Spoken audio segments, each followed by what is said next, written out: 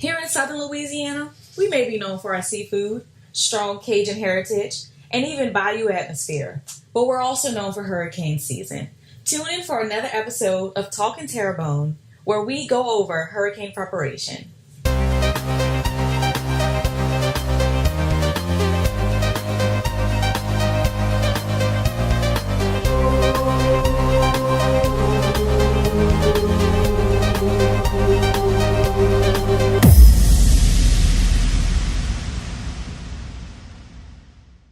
Our special guest today on Talkin Terrebonne is our very own Homeland Security and Emergency Preparedness Director, Mr. Earl Eues.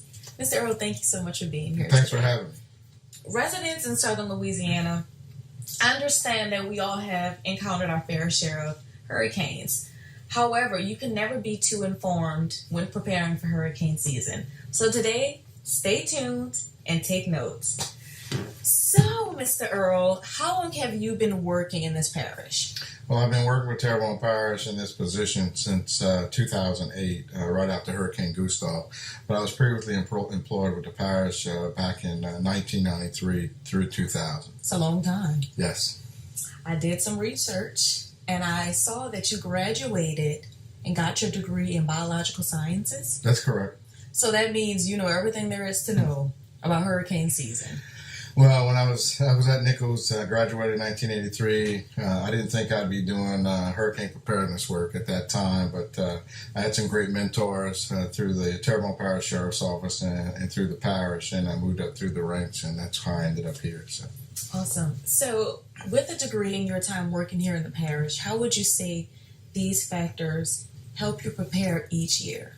Well, just working through the parish and getting the training that I've gotten through the Governor's Office of Homeland Security and Emergency Preparedness, lots of FEMA training. I've gotten a lot of courses and a lot of instruction on how to prepare the parish and to allow the people to be prepared for in case we have an event. I'm sure it keeps you busy all the time. We stay pretty busy. It's not just hurricane season. We're busy all year long planning for any type of emergency that may affect the parish. But most people associate us with hurricane season. That is funny that you said that, because that brings me to my next question. I know y'all want to know, because I need to know too. When exactly is hurricane season? When does it begin and when does it end? Hurricane season begins on June 1st and it ends on November 30th. But there have been times when they've had storms before June 1st and after November 30th. But the main season is from June 1st to November 30th. So it's not just a summer thing. No, it's not. I thought for all this time, I was okay, it's summertime, hurricane season. It's a 6-month season. What? You know what? Katrina happened in August. Okay, yeah. I see. Wow. So, yeah, that's half the year. So exactly. Y'all stay busy. Okay. What are some things your department does throughout the year to prepare? Well, immediately after hurricane season, we start preparing for next year's hurricane season. The time to prepare for hurricane season is not during hurricane season. I hope not. It's before hurricane season. And then so we prepare those 6 months getting ready for the next hurricane season. And during hurricane season, we do a lot of Homeland Security type preparation and planning during the hurricane season, because we've already done all the planning for hurricanes. So it never stops. It's an ongoing cycle all year long. You get no sleep. I have lots of good help, so we do get some sleep. So. All right, guys, get ready, because when we return from this commercial break, we're going to be discussing the Louisiana Get a Game Plan. Welcome back, guys. I hope you all have your game faces on, because we're getting ready to discuss the Louisiana Game Plan. Okay, there are 3 steps in the game plan from what I understand. We're going to discuss each step in detail to make sure you all know what these steps are and that you can be prepared. So, the first step is put together an emergency kit. Mr. Earl, would you say it's a good idea for people to start preparing an emergency kit year-round and their supplies that they need for? Yes, you should have an emergency kit all year round in case there's another type of emergency instead of a hurricane where we would ask you to evacuate, that you could grab that kit with you and take off and go to a designated shelter if we decide to open up a shelter. So, okay, hurricane season stops in November. So it's December. I should be shopping for Christmas presents and hurricane seasons. That's basically what you're saying. Well, you have 6 months. 6 months. That's a lot of time, y'all. Yeah, you have 6 months between hurricane seasons, so that'll be a good time to get your kit together. And then once you have your kit together, you only need to look through it for things that may be expired or that may need to be replaced, such as some food items if you had some stuff in there. Glad you said that. Medicines, first aid type stuff may have expired and may need to be replaced. With that being said, what are some things people should have in these emergency kits? Well, in your emergency kit, you should have some water. You should have enough water for each person in your family. Any medicines that you may need. I tell people you don't have to actually keep the medicine in your kit, but at least keep the description of your medicine that you get when you go get a prescription. They give you that little piece of paper that everybody usually throws away. I tell everybody to hold that and put that in your kit in case you have to evacuate and you forgot your medicine. Right. You're able to give that to someone and say, hey, I forgot my medicine.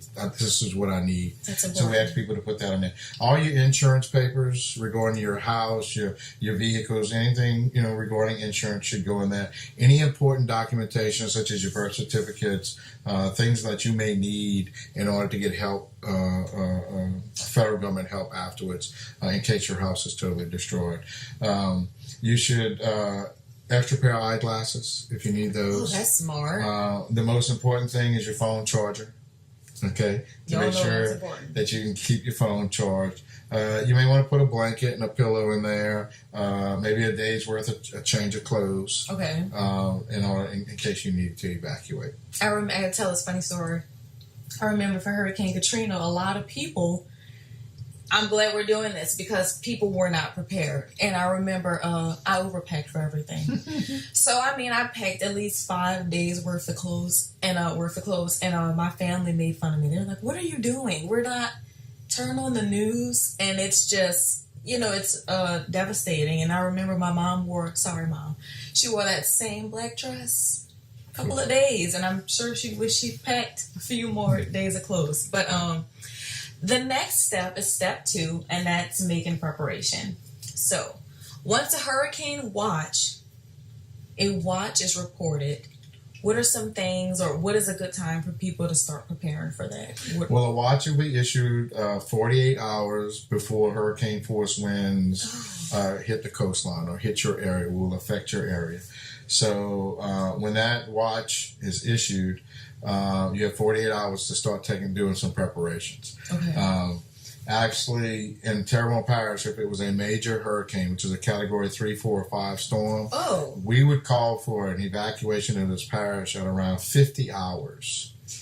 Okay. So, which is 2 hours before they would issue the hurricane watch. Which gives people more time. That's correct. And it gives more people more time to evacuate, and they're not stuck on the highway with all the traffic. Ooh, because I remember that. That wasn't fun. So, typically what we ask people to do is start watching the news and watching the weather and keep up with, on our website that we have for the parish and our Facebook site and our Twitter site. And we'll give that towards the end of the show. And we'll be posting information on there about the storm and the effects of Terrebonne Parish. During that time, people need to start preparing their yards, getting anything out, picking up stuff that may fly away, and securing everything. Make sure their windows are secured if they got shutters or boards that they need to put up, and then they probably should look at their supply kit. Say make sure they got what they need. You'll have my water, my glasses, and be prepared to evacuate. We tell everybody. Typically, we use a slogan: "The first 72 is on you."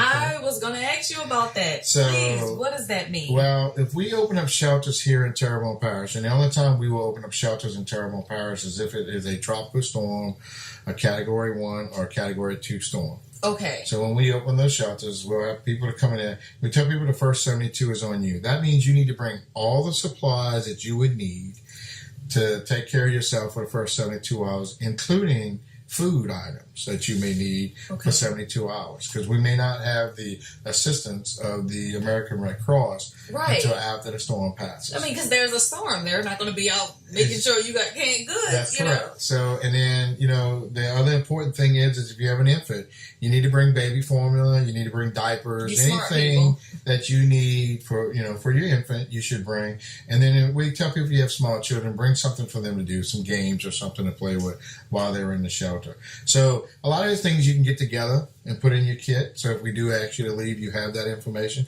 But that's what you should be doing before that hurricane warning watch is put out, because you don't have much time after that. Not to mention here in southern Louisiana, like I said in the beginning, we have hurricanes.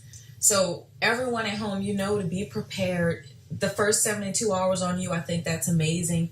It allows residents to have accountability with their preparation, making sure their family is okay, because there's only so much the parish can do until the storm has passed. That's correct. So be smart, everyone. My next question is about the eye of the storm.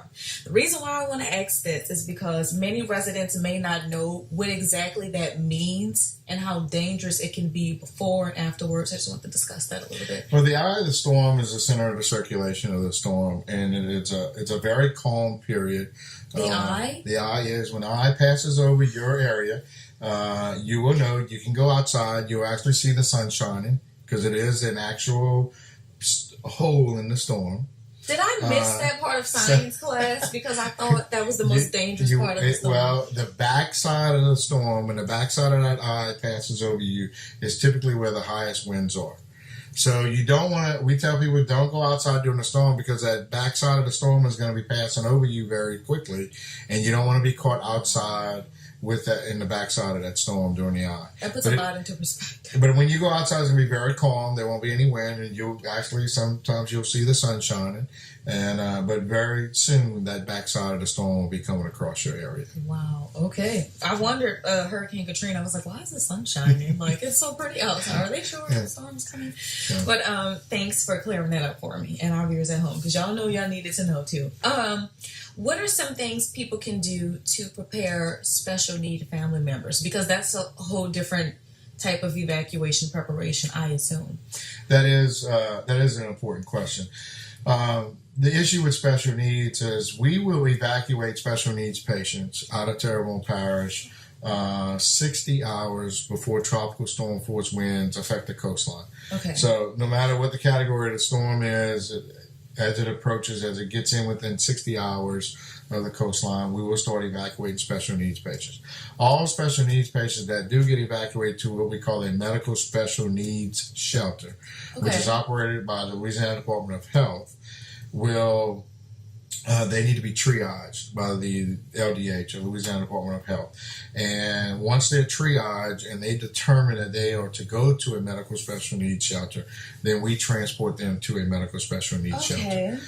In the meantime, we ask everyone that may have medical special needs or know of someone that is handicapped or needs some special assistance during the evacuation, to please call the Terrebonne Parish Council on Aging. That's 868-8411. Once again, that's 868-8411, and register with the Council on Aging that you have a relative, a friend, or even yourself is going to need some special assistance during the evacuation. And do that ahead of time. And do it ahead of time. You can call all year long and let them know that. But typically what happens is when we have a storm that's going to affect the Gulf of Mexico, they get flooded with phone calls of people that need assistance. So we ask people to do it in advance. Which makes it harder to... It makes it harder to get the triage done and get everybody taken care of. I mean, we're going to take care of everybody. It's easier if you call in earlier and register. All right, everybody. So make it easy on yourself. Start making those phone calls on Christmas. Whenever you need to make those phone calls, make sure you get your family, special family needs members on that list before hurricane season.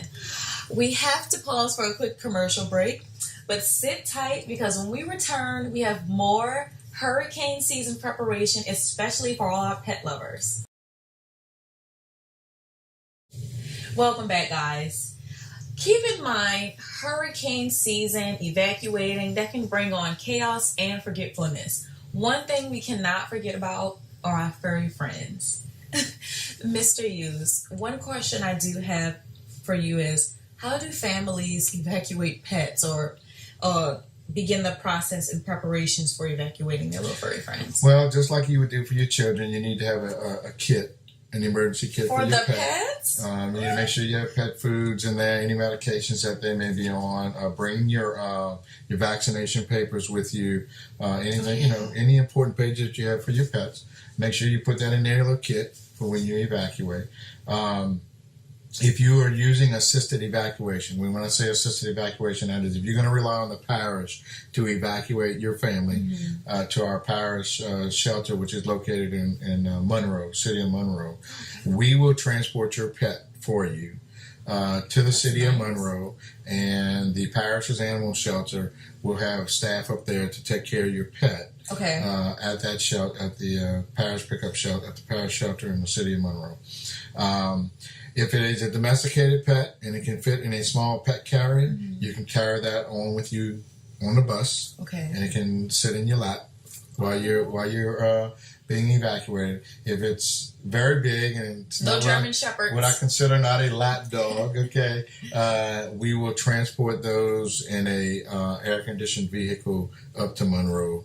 The pets get air conditioned. That's correct. Look at Terrebonne Parish. I mean, they just care about the residents, the pets. I mean. So the only thing we ask is that if you cannot just drop off your pet No. and take off and go evacuate somewhere else. So the only way we will take care of your pet is if you're going to the parish's evacuation center at the city of Monroe. Is there a form for that as well? You fill out a form? There is not a form, but we have a sophisticated registration system for evacuations. And when you come in, the animal shelter is going to register your pet, and it will receive a tag, just like all your luggage will, and every person gets. And so that pet is identified to your tag when it gets up to the shelter. Okay, that's amazing. So, you guys, we have reached step 3 in our game plan. And can I get a drum roll? Okay, no. All right. Step 3 is going to be stay informed. So I know that in regards to staying informed, different cities in Louisiana, we have radio stations that will give you in-depth coverage of the hurricane and what's going on. What communication outlets do people in this parish have to stay informed? well, in the event that we have a state of emergency in the parish, we issue out media press releases twice a day to keep everybody informed. Typically, those press releases are released at 10 a.m. so that the news can have it for noon, and then they'll release at 4 p.m. in the afternoon, so they'll get on the 5 o'clock, 6 o'clock news for people to be informed. Anything that comes up in the meantime, we will forward out that information to all the news media outlets for information. Today, everybody wants their information as quickly as possible. Oh, yeah. So those news releases will also be posted on Facebook and also Twitter, so people can get it pretty much instantaneously. We also have a blog on our website that we can post items on too. That's cool. And to keep the public informed. So there are several ways people will know what's going on before and during the storm. There's Facebook and Twitter, and the news media outlets, the radio stations, and our local TV station here does a great job informing the public. Okay. Another way to be informed is to make sure you know everything there is to know about hurricanes, and that includes terminology. There are a few terms that I thought we should go over just so people can, you don't want to just turn on the news and a meteorologist is talking. You don't know what he's talking about. So I picked 3, and we're going to go over them today quickly. And the first one is a storm surge. What is it? Storm surge is the amount, is like a wave that is pushed forward of the storm created by the hurricane. And as the storm is moving forward, it's pushing this wall of water with it. And typically, you're going to hear items on the news that you're going to have a 10-foot storm surge or a 12-foot storm surge. Basically, what they're telling you is that you're going to have 12 feet of water above the ground, wherever that storm surge is going to cross. So if they say a 12-foot storm surge is 12 feet above the ground level, okay? But for people to understand, storm surge does not include the tide, the astronomical tide. I was wondering. And it doesn't include wave heights or any wave action that may be on top of it. Okay. So it could be possible that we could have a 1 foot or 2 foot tide to add on to those numbers. And we also don't know what type of wave we would have on top of it. Okay. So storm surge is very dangerous. More people lose their lives in hurricanes from flooding and storm surge than any other, from winds or anything else. So it's flooding and storm surge that takes more lives than hurricanes. I hope y'all were paying attention. So when you hear storm surge, listen. Okay, so the next word is tropical storm hurricane watch. Not warning, watch. What exactly does that mean? Okay, so so there's tropical storm watches and warnings, and there's hurricane watches and warnings. So if you're going to have hurricane force winds affect your area, okay, the National Weather Service will issue you a hurricane watch 48 hours before those hurricane force winds affect your area. Which gives time for preparation, but doesn't mean freak out, just get prepared. And then they will issue a hurricane warning, which means you're going to get an impact from that hurricane force winds. They'll issue that 36 hours before those winds affect your area. Then you'll have the tropical storm watches and warnings. Those will be on the outside, on each side of the hurricane watch cone. People get familiar with the cone. Yes. So on the outside of that cone is where they will issue those tropical storm force winds. Okay. So and that brings up a good topic to talk about is that cone. Basically, that cone represents where that hurricane could pass. So it's anywhere in that cone. So if your area is in that cone, you need to take the precautions of what needs to be done, whether we're evacuating or if you're going to stay in place, depending on the strength of the storm. So in the old days, they used to have one little line. Right. And people used to think that it was going to pass right where that line was. And that's not true. What that cone means is that storm could pass on either side, anywhere inside that cone. Wow. So the watch is 48 hours. The warning is 36, just in case. Y'all need to write this down. And warning means you're going to be affected by either tropical storm force winds or hurricane force winds. Right. Okay, thank you for clearing that up for me. And I see you've brought something with you today. Before we conclude, could you let us know what exactly is in your emergency guide and where they can get information about what we talked about here today? Okay, this is the Terrebonne Parish Emergency Preparedness Guide. It's basically available at most of the businesses here in Terrebonne Parish and other places where the public may go to a lot. In this book, we talk about all kind of emergencies. It's just not hurricanes. We talk about tornadoes. We talk about severe weather. There's information about poisonings. There's information on how to use a generator. There's a lots of information. There's a quick checklist on the back on what things you should bring with you and what you should pack with you, and a phone number list if you need information. Awesome. And where you can get some information. So this, like I said, this is available at most of the businesses in town. You can go and pick one up; they're free. And tell everybody pick one up and put it on the shelf somewhere. And if you don't read it right away, you're gonna need it one day. You know where it's at. Thank you so much for being here with us today, Well, Mr. Eues. I know you're a busy man, but as we know, this is hurricane season, so we understand why you're here and why you're needed. We thank you. Terrebonne Parish, I hope you were informed today. If you did miss anything today, please be sure to pick up one of these guides. Keep in mind your game plan. This wraps up another segment of Talkin Terrebonne, and we'll see you next time.